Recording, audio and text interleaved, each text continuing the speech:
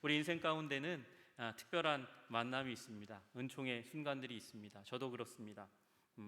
제 인생 가운데 아내를 만난 일은 큰 축복이고 은혜입니다. 그렇죠. 그래서 그것이 너무나 감사해서 또 그 이후에 일어난 그 첫 만남이 있었기 때문에 그 이후에도 아름다운 일들이 굉장히 많이 있었습니다. 생명이 5명이나 우리 가정 가운데 찾아오고 멈출 수 없는 그 기쁨이 계속해서 진행되고 있습니다. 다 아시다시피요.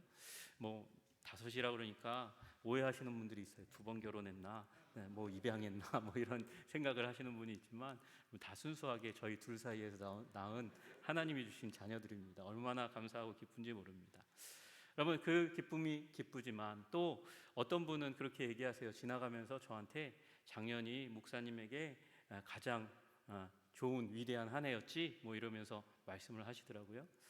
무슨 얘기냐, 곰곰이 생각해 보니까 제가 한성교회 담임 목사로 부임받은 게 제 인생의 가장 빛나는 순간이 아니겠나, 이렇게 격려하시며 축복하신 말씀이었습니다.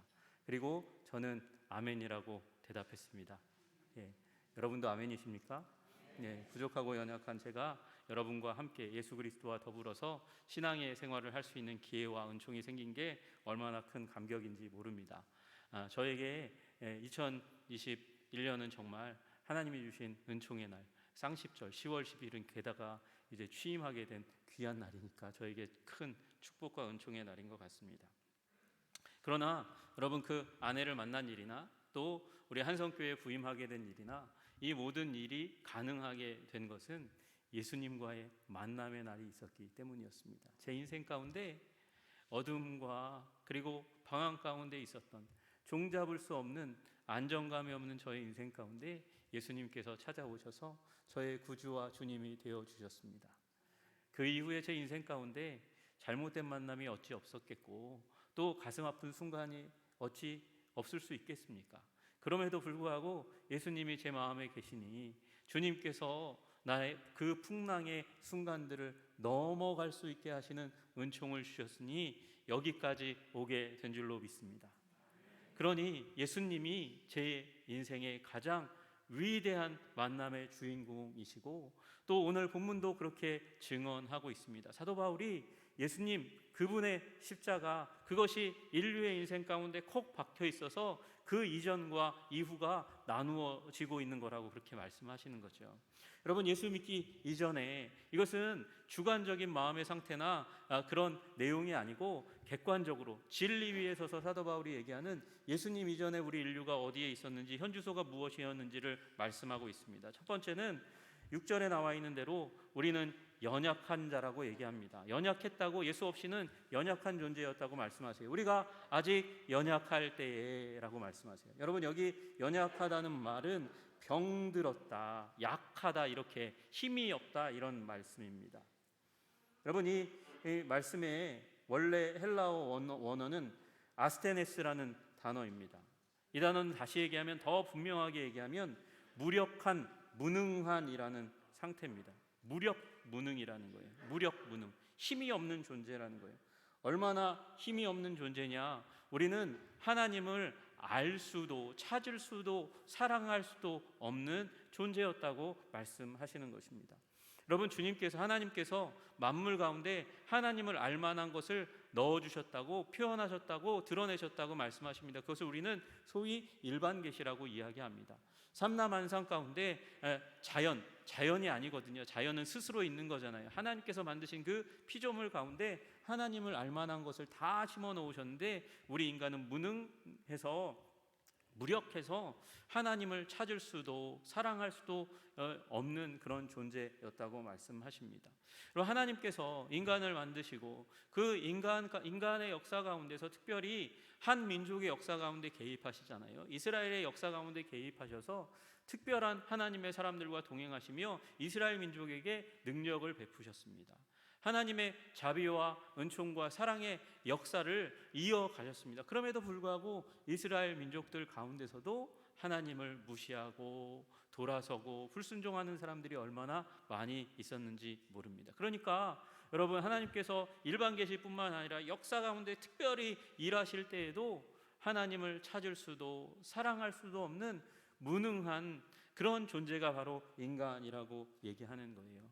여러분, 그 예수님이 오셨을 때에도 예수님에 대해서 가장 잘 알아야만 하는 사두개인과 바리새인과 백성들의 서기관들조차도 가장 예수님께 적대적인 마음을 가지고 예수님을 향해서 적의를, 적개심을 드러내고 있는 그런 모습들을 우리가 성경 가운데 보지 않습니까? 결국 그들이 예수님을 십자가에 못 박았잖아요. 그러니까 예수님이, 하나님이 이 땅 가운데 오셔서 그 옆에 살아도 예수님이 하나님이라는 사실을 깨달아 알지 못하고 사랑하지 못하는 것이 우리 인간의 무능한 현주소라고 이야기하고 있는 것이죠.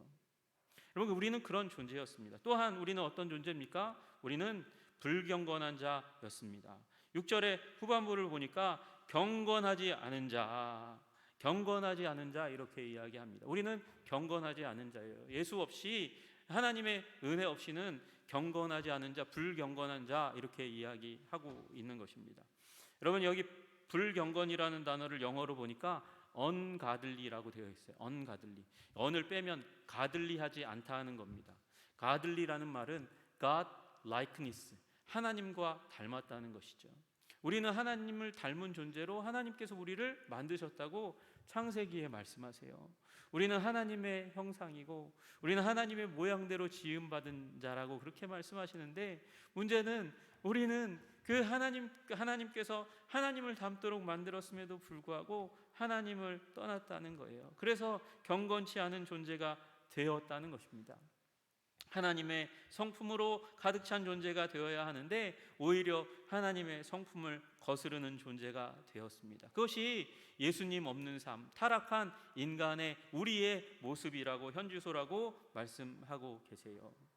그리고 또 우리 본문에 뭐라고 말씀하시냐 보니까 8절에 우리의 예수 없을 때에, 하나님 없을 때의 우리의 모습이 우리가 아직 죄인 되었을 때에 라고 그렇게 말씀하세요. 우리는 죄인이라고 말씀하십니다. 우리는 죄인된 존재라는 거예요.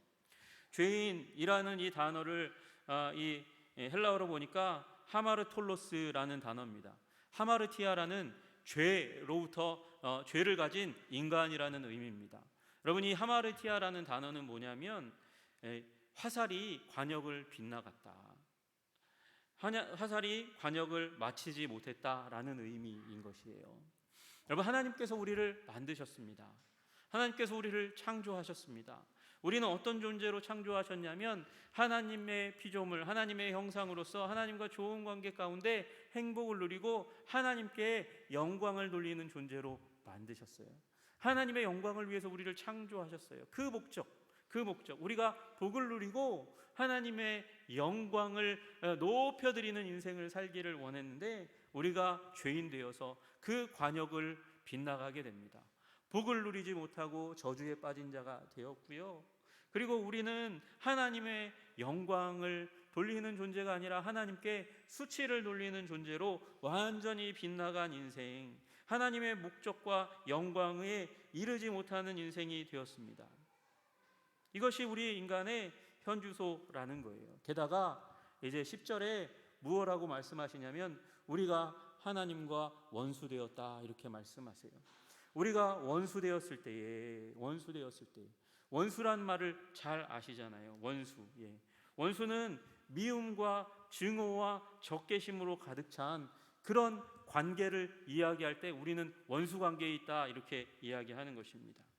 전쟁과 일상의 생활들 가운데서 적국 반대자, 싸우는 자들이 우리의 원수라고 이야기하는데 우리는 그 원수된 존재가 하나님과 우리가 원수된 관계 가운데, 존재들 가운데 들어갔다고 말씀하는 거예요. 여러분, 원수는 보통 그냥 나쁜 마음을 가진 존재 정도로는 원수라는 표현을 사용하는 게 아니에요. 몹시 미워해서 저를 죽이지 않으면 내가 살 수 없을 때 우리가 원수지간이라고 이야기하는 것이죠. 하나님과 우리가 그렇게 원수된 존재였다고 말씀하십니다. 우리 어떤 존재라고요? 우리는 예수님 없을 때 우리는 무력한 존재, 하나님을 찾을 수도 만날 수도 사랑할 수도 없는 존재였습니다. 그리고 하나님을 당연히 그러니 닮지 못하는 불경건한 존재가 되었고, 하나님의 목적과는 전혀 상관없는 그 반대로 걸어가는 청개구리와 같은 그런 죄인된 인생을 살았습니다. 하나님의 원수가 되었습니다. 그런데 이 놀라운 상태에서 완전한 전환점이 생기게 됩니다. 그것이 예수 그리스도이십니다. 예수님께서 죽으셨다는 거예요. 그것이 우리 인류 역사의 전환점이고 여러분과 저의 인생의 전환점이 되는 줄로 믿으시기를 주님의 이름으로 축복합니다. 여러분, 오늘 6절과 8절과 10절에 걸쳐서 3번이나 우리의 현주소를 얘기할 때에 놀라운 변화의 계기가 예수님의 죽으심이라고 말씀하세요. 우리가 아직 연약할 때의 기약대로 그리스도께서 경건하지 않은 자를 위하여 죽으셨도다, 죽으셨도다, 그렇게 말씀하고 계십니다. 8절에도 마찬가지입니다. 우리가 아직 죄인 되었을 때에 그리스도께서 우리를 위하여 죽으심으로 하나님께서 우리에게 대한 자기의 사랑을 확증하셨느라, 확실히 증거하셨느니라, 그렇게 말씀하고 계십니다. 어떻게 해요? 우리를 위하여 죽으심으로. 10절에도 우리가 원수 되었을 때에 그의 아들의 죽으심으로 말미암아 하나님과 화목하게 되었은즉 말씀하세요. 그의 아들의 죽으심으로 말미암아 원수된 관계에서 벗어나서 화목의 자리로 이동하게 되었다고 말씀하십니다. 여러분, 십자가가 전환점입니다. 예수님이 전환점입니다. 인류 역사의 전환점입니다. 그래서 예수님으로 말미암아 인류의 역사가 두동강이 나는 거예요. AD 아노 도미니, 예수 그리스도 그분이 오시기 전에, 그리고 BC Before Christ, 예수 그리스도 이전에, 그리고 AD 아노 도미니, 우리 주 예수 그리스도의 임재 그 이후로부터 인류의 역사가 완전히 분할되는 줄로 믿으시기를 주님의 이름으로 축복합니다. 마찬가지입니다. 우리의 인생도 예수 그리스도 이전과 이후, 예수님이 우리의 인생 가운데 들어온 이전과 이후 그 분기점 예수님으로 말미암아 나누어지는 줄로 믿으시기를 주님의 이름으로 축복합니다. 여러분, 예수님이 중심입니다. 근데 예수님은 그냥 오신 게 아니에요. 그냥 오시지 않고 기약대로 오셨다고 말씀하세요. 6절에 우리가 아직 연약할 때에 기약대로 이미 있었던 약속대로 오셨다고 말씀하세요. 이미 있는 약속대로. 여러분, 구약이 예수님에 대한 하나님의 놀라운 약속과 예언의 내용들로 가득 차 있다는 사실을 믿으시기를 주님의 이름으로 축복합니다. 그래서 구약이라고 부르는 거예요.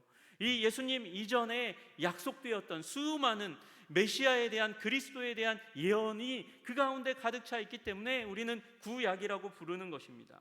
여러분, 예수님께서 이제 죽으시고 그리고 부활하신 다음에 예수님의 제자들을 만나십니다. 만나셔가지고 그때 말씀하시는 것이 무엇이냐면 기약, 이미 있었던 약속들에 대해서 제자들에게 다시 한번 짚어주시고 알려주세요. 누가복음 24장에 보니까 44절에 또 이르시되 내가 너희와 함께 있을 때에 너희에게 말한 바, 이미 말씀하셨던 내용이라는 거예요. 그 내용이 뭐냐 보니까 곧 모세의 율법과 선지자의 글과 시편에 나를 가리켜 기록된 모든 것이 이루어져야 하리라.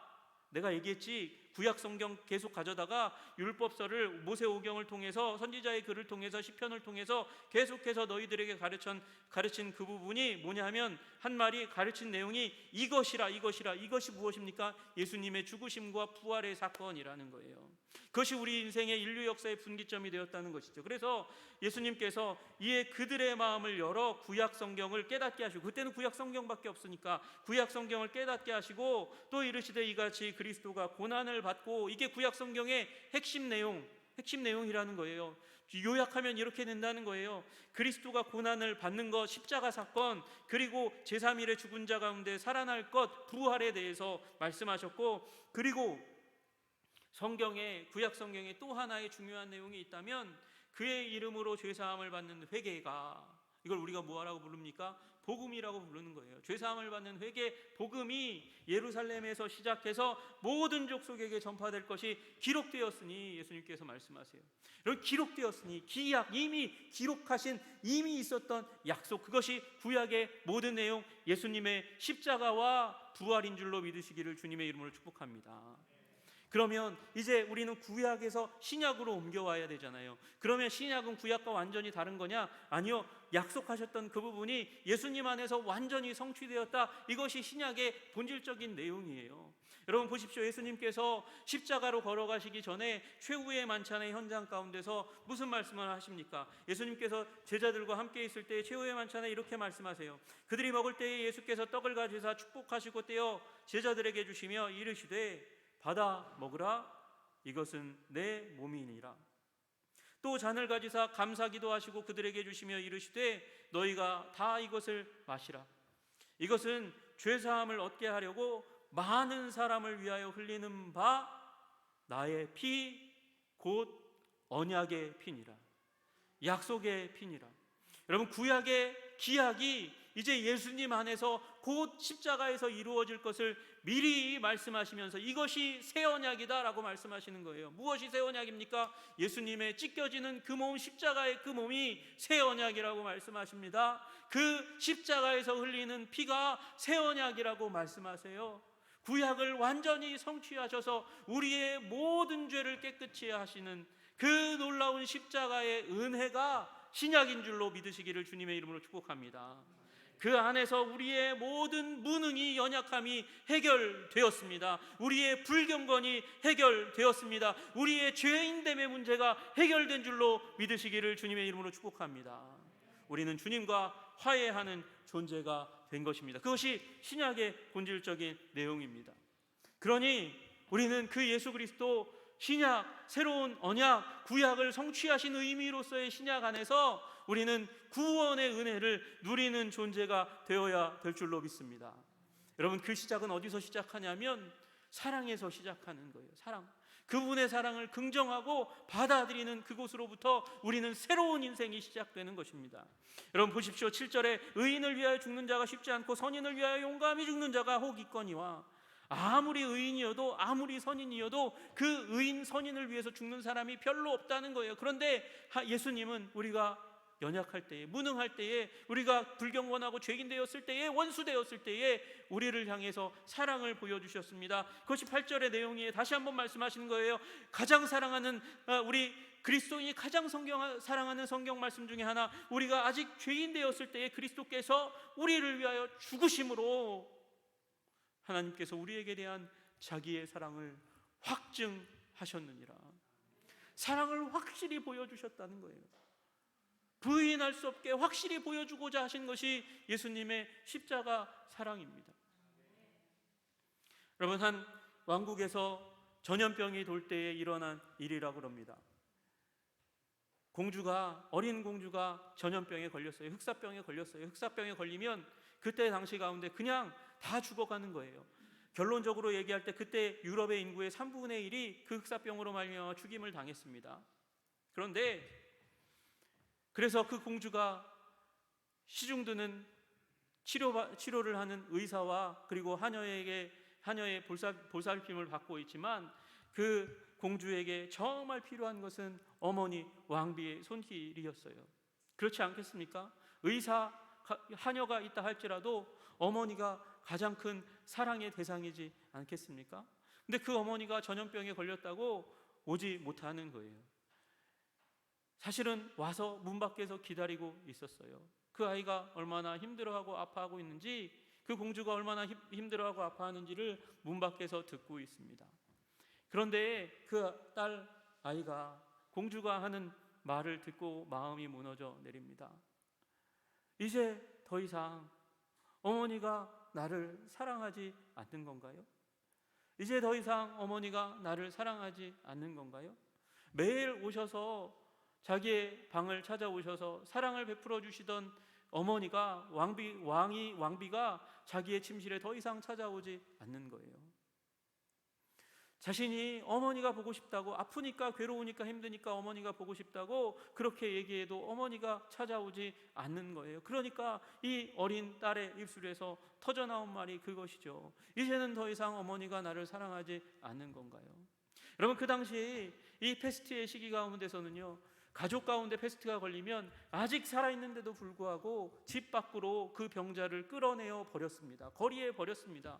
왜 그랬습니까? 그냥 두면 우리들이 다 죽으니까. 그만큼 심각한 형벌이, 전염성이 강한 것이 바로 질병이 패스트였었어요. 흑사병이었어요. 그런데 그 상황 가운데서 왕비에게 모든 사람들이 만나지 말라고 문을 걸어 잠궜습니다. 그런데 왕비는 그 말을 듣고 더 이상 가만히 있을 수 없는 거예요.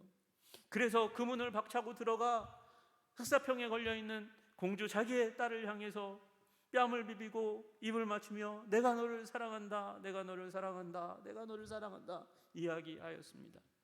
여러분, 그리고 그 공주와 비극적이게도 그 공주와 왕비는 죽음을 맞이할 수밖에 없었다 그래요. 여러분, 인간의 사랑은 비극으로 끝날지 모르지만 여러분, 예수 그리스도의 사랑은 우리를 사랑한다고 표현하실 뿐만 아니라 우리를 환희와 승리와 생명으로 이끌어가는 줄로 믿으시기를 주님의 이름으로 축복합니다. 여러분, 죽으심으로 우리에게 대한 그분의 사랑을 확실히 증거하셨습니다. 여러분, 그것이 구원입니다. 여러분, 예수님의 십자가로 말미암아 9절 후반부에 있는 대로 진노하심에서 영원한 진노의 형벌로부터 우리는 구원을 받게 됩니다. 우리가 원수되었던 그 존재, 그래서 우리는 하나님의 멸함을 받을 수밖에 없는 존재인데 예수님의 십자가 때문에 우리는 구원을 받는 거예요. 구원을 받은 우리들은 그래서 그의 아들의 죽으심으로 말미암아 하나님과 화목하게 되어야 하는 줄로 믿습니다. 여러분, 사랑이 우리가 받은 그 은총의 근거이고요, 그 근거 사랑에 의해서 우리는 하나님과 화목하게 되는 존재가 되었습니다. 여러분, 화목이라는 말은 무엇입니까? 여기에 나오는 화목이라는 말은 화해라는 말이에요. 화해가 이루어졌다는 거예요. 예수님, 우리 원수된 존재에서 화해의 관계 가운데 들어갔다는 것입니다. 여러분, 화해는 정말 중요한 것입니다. 관계가 나쁜 존재였다가 그 관계의 해소를 이루기 위해서는 첫 번째 화해의 순간이 필요합니다. 화해하기 위해서는 어떻게 해야 됩니까? 잘못한 사람이 잘못한 것을 고백해야 됩니다. 이야기해야 됩니다. 그래야 우리 인간의 사이에서도 진정한 화해가 이루어지는 거 아니겠어요? 여러분, 그래서 우리는 예수님께 우리의 죄인됨을 고백하는 거예요. 주님, 우리가 주님을 떠나서 죄인으로 살았습니다. 우리를 용서해 주십시오. 그리고 그 용서의 고백으로 말미암아 우리는 화해의 자리 가운데 들어가게 되는 줄로 믿으시기를 주님의 이름으로 축복합니다. 여기 얘기하는 첫 번째 부분이 카탈라소라는 그 우리 화해입니다. 너희는 하나님과 화목하라 이렇게 말씀하실 때 그 화목은 화해를 의미하는 거예요. 화해를 하고 나서 그 다음에는 어디로 가야 됩니까? 여러분, 하나님과 화목하게 되었은즉 화목하게 된 자로서는 더욱 그의 살아나심으로 말미암아 우리 부활하신 주님의 생명력을 근거로 해서 구원을 받을 것이니 말씀하세요. 아니, 구원 받았는데 또 구원을 얘기하십니까? 이게 무엇입니까? 구원이 있는데 화목하고 나서 또 구원을 받아 누리라고요? 여러분, 예수님 안에 우리에게 주시는 예수님과 화해할 수 있는 구원의 능력이 담겨져 있고요, 그로 말미암아 우리는 더욱 구원을 누리는데 그 구원은 반대말로 하면 불경건의 반대말이라고 이야기할 수 있을 거예요. 여러분, 우리에게 이 중생의 은혜가 있음과 더불어서 우리는 성화의 은혜가 있습니다. 성화의 구원의 능력이 우리들 가운데 부어지는 거예요. 그래서 우리는 하나님을 닮아갑니다. 우리의 모델 예수님을 따라서 하나님을 닮아가는 구원의 과정 가운데 있는 줄로 믿으시기를 주님의 이름으로 축복합니다. 여러분과 저 우리의 마음 가운데 기억하십시오. 성령님으로 말미암아 예수님 닮게 하시는 놀라운 새로운 변화가 일어나고 있다고. 여러분, 거기서 더 나아가서 그뿐 아니라 이제 우리로 화목하게 하신 우리 주 예수 그리스도로 말미암아 하나님 안에서 또한 즐거워하느니라 이렇게 말씀하십니다. 여러분, 화해가 이루어져요. 구원으로 말미암아 화해가 이루어져요. 그리고 예수님을 닮아가요. 그리고 또한 더불어서 여기 화목이라는 말이 한 번 더 쓰여집니다. 그것은 아까 말씀드렸던 카탈라스와 다른 에이레네라는 단어입니다. 샬롬이라는 단어, 구약의 단어가 여기 와서는 에이레네가 되는 거예요. 여러분, 화해를 했어요. 그런데 화목한 관계를 누리지 않으면 여러분, 그 화해에도 불구하고 계속 서먹서먹한 관계가 이어질 수밖에 없잖아요. 그거 우리 다 아시잖아요. 화해 한 번 하고 나서 친하게 지내야 돼요. 그래야 정말 화평의 관계 가운데, 샬롬의 관계 가운데, 에이레네의 관계 가운데 들어가게 되는 거죠. 여러분, 그걸 우리는 소위 신앙생활의 기쁨이라고 이야기하는 것입니다. 여러분, 모두가 에이레네의 은총을 누리시기를 주님의 이름으로 축복합니다. 주님과 동행하는 그 기쁨과 은혜를 누리시는 여러분 되시기를 주님의 이름으로 축복합니다. 주님과 화목하고 화해하고 평화한 관계 가운데 들어갈 때에 우리 가운데 일어나는 분명한 특징 중에 하나는 우리가 기쁨 가운데 놓인다는 거예요. 기쁨을 누리는 존재가 된다는 것이죠. 여러분, 삶 가운데 기쁨이 가득하시기를 주님의 이름으로 축복합니다. 여러분, 브라질 산호세에 휴마이타라는 그런 시설이 하나 있습니다. 이 시설은 끔찍하게도 사람들이 싫어하는 교도소입니다. 그런데 그 교도소를 기독교 기관이 인수해서 민간 기독교 기관이 그 교도소를 관리하기 시작했습니다. 이 교도소는 특이하게도 모범수로 인정되면 집에 다녀올 수 있는 휴가를 준대요. 거기다가 이 교도소의 열쇠도 관리도 2명의 이 관리인 빼고는, 전임 직원 빼고는 다 죄수들이 맡아서 한다는 거예요. 이상하잖아요. 그 교도소에 척 콜슨이라는 분이 방문합니다. 이분은 워터게이트 사건으로 말미암아 이제 감옥에 간 정치인이었어요. 가슴 아프죠. 자신의 이력이 한순간에 다 날아갔어요. 그런데 그 감옥에서 예수님을 구주여주님으로 믿고 감옥 선교를 하겠다, 내 일생 바쳐서 감옥 선교를 하겠다 결심한 분인데, 그분이 이제 미국에 있던 분이 브라질에 이 교도소를 방문했습니다. 그리고 나서 이런 보고서를 제출합니다. 나는 휴마이타를 방문했을 때 이상하게도 모든 수감자들이 웃고 있는 것을 보았습니다. 나를 안으로, 교도소 안으로 들여보낸 사람은 살인을 저지르고 잡혀온 사람이었습니다. 그 사람을 지나 감옥 어디를 가든지 내가 어느 곳에서든지 죄수들 가운데서 평온을, 자유와 평안을 발견할 수 있었습니다. 그가, 이 교도관이, 이 죄수인 관리자가 이 척콜슨이라는 분을 모시고 예전에 죄수들을 고문하던 작은 독방으로 데리고 갑니다. 그러니까 고문이 있었다는 얘기는 예전엔 안 그랬다는 거잖아요. 감옥이 진짜 감옥 같았다는 거예요. 그런데 지금 감옥 같지 않다는 거잖아요. 왜? 그 예전에 그 독방, 죄수들이 고문받던 그 독방으로 인도되었는데 거기에는 단 한 사람만이 갇혀 있다고 이야기하는 거예요. 보고 싶다고 이야기하죠. 그 단 한 명뿐인 죄수, 갇혀 있는, 자유를 누리는, 기쁨을 누리는 그 죄수와는 다른 단 한 명의 죄수를 보고 싶다고 이야기하는 거예요. 정말 들어가 보고 싶으세요? 물론입니다. 그러자 그 죄수가 천천히 육중한 무거운 문을 열었습니다. 그리고 척콜스는 그 독방에 갇혀 있는 죄수 하나를 봅니다. 휴마이타 식구들이 아름답게 조각해 놓은 십자가가 걸려 있었고 그 십자가에 유일한 죄수가 달려 있었습니다.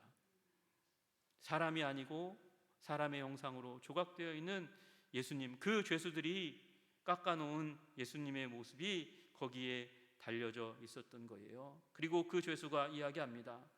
예수님은 우리 모두를 위해서 남은 형기를 채우고 계십니다.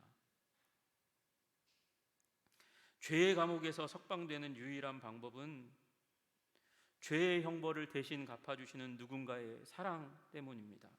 그분 때문에, 십자가 갈보리의 그 십자가 때문에 우리는 자유와 화목과 기쁨을 누리게 되는 줄로 믿으시기를 주님의 이름으로 축복합니다. 여러분, 이 휴마이타가 이런 방식으로 운영된 후에 그 감옥에 획기적인 변화가 일어났습니다. 죄범률이 완전히 획기적으로 떨어지는 일이 일어나는 것이죠. 8년간 520명의 그 죄수가 있었는데 그 중에서 다시 범죄를 저지르는 사람은 단 20명밖에 되지 않았고, 이것은 일반 교도소의 10분의 1도 되지 않는 수치라고 하는 거예요. 여러분, 예수님을 정말로 깨달으면, 예수님의 사랑을 정말로 깨달으면 우리는 완전히 자유한 존재가 될 수 있게 됩니다. 평화를 누리고 기쁨을 누리는 존재가 되는 줄로 믿으시기를 주님의 이름으로 축복합니다.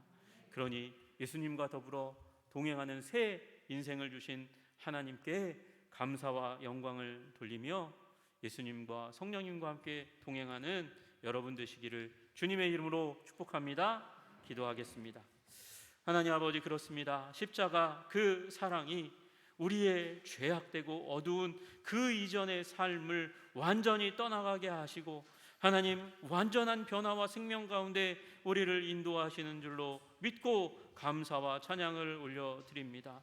주님이 사순절의 기간 가운데 이제 종려주의를 맞이하고 고난주간, 이제 한 주간 동안 주님의 십자가 사랑을 더 깊이 묵상할 때에 주님, 이 사랑이 우리의 마음 가운데 완전히 거하고 머무르고 우리를 생명의 능력으로 다시 한번 일으켜 주시기를 간절히 소원하오니 우리를 붙들어 주시옵소서. 예수님의 이름 받들어 기도드리옵나이다. 아멘.